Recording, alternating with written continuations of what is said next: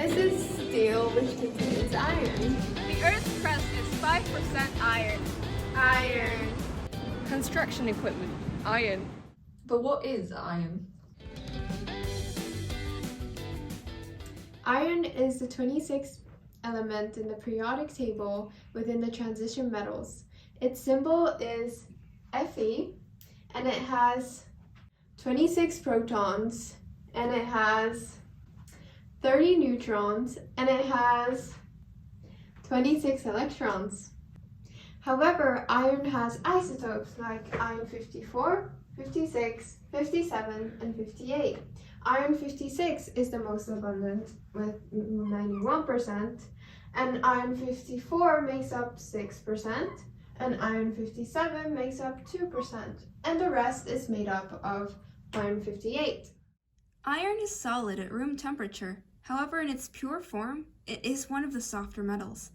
But you may be asking, if it's soft, why would it be used in builds like skyscrapers and bridges? Well, pure iron is actually really hard to find on Earth. Most iron is found in ores, such as iron oxide. But we'll talk about that later. Did you know another important property of iron is that it's magnetic? This means it has a magnetic field, making iron a ferromagnetic material. In fact, thousands of years ago, iron was the first metal discovered to have a magnetic field. And its lines are very visible in the spectra that astronomers take from observing stars and other celestial bodies. Talking about celestial bodies, iron comes from those.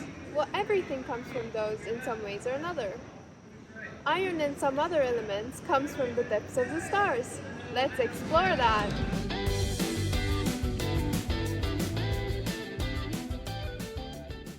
One of the main ways iron is formed is through the supernovae of stars 10 times larger than our Sun. The general structure of a star is formed from hydrogen and helium, and as fusion starts, heavier elements begin forming in an onion layered structure. First, with the outside layer being unbound hydrogen and helium, then helium, carbon, oxygen, silicon, and finally the iron core. The star reaches an equilibrium in itself. There's a balance between its self-gravitating energy inwards and the pressure that it generates outwards, therefore forming a stable star. Heavier elements fuse through a process known as alpha capture. Essentially, an element gains helium and it eventually becomes heavier and heavier. So we can go from 48 chromium plus a helium, and it turns into 52 iron, or we can get a decay of 56 cobalt into 56 iron plus a positron plus a neutrino plus a photon. However, elements heavier than iron beyond this point absorbs energy during fusion rather than release energy. So the star starts to lose its equilibrium and gravity becomes so strong that the core collapses, causing the outer onion layers to blow up into space, and this means all the heavier elements in the layers gets released through this supernova, and this is how iron is created. Now, another way iron is formed is through the explosion of the white dwarfs. White dwarfs are the remnants of the stars with a mass around 0.3 solar masses, which is actually not that big. It's basically a corpse of the smaller stars, and due to the fact that it's not generating nuclear fusion, it counters their own gravity by using the electron degeneracy. When the white dwarf meets a bigger star, it merges into each other by their gravitational pull, making the mass transfer from this star to the white dwarf, which means that the mass increases in the white dwarf, which causes the thermal energy to increase as well. And this means that it ignites the nuclear fusion again. This nuclear fusion falls into the steps of the supernovae explosion again, leading to the explosion of the white dwarfs.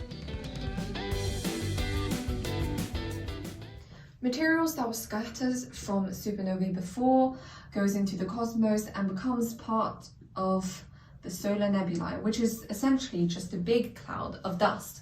And another supernova that happens nearby disturbs the solar nebulae and causes the materials to start clumping together, forming the star. However, some other materials has too much net movement and angular momentum to become part of the star, so it forms a donut-shaped disk around it. And as the disk cools, planets are formed, which includes our Earth.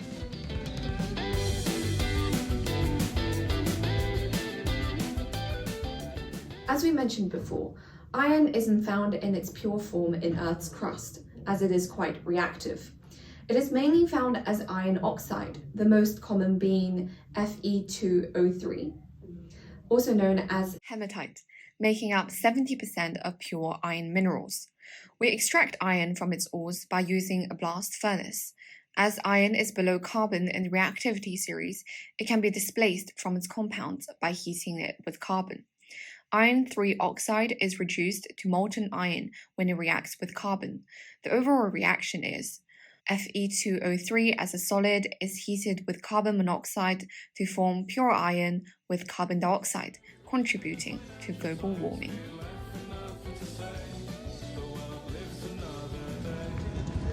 Iron, along with oxygen, make up the red color of blood. Iron is a crucial part of our diet. An average woman has 3.5 grams of iron in her bloodstream. In ancient times, iron was more valuable than gold.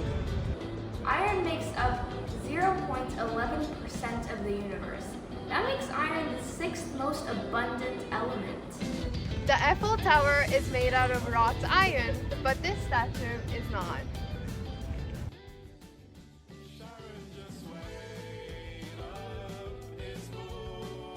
I'm gonna do it again. Talking about celestial bodies. The Earth. Wait, guys. Say hi, Momo. Hi. But we'll talk about that. Pure form in Earth's crust added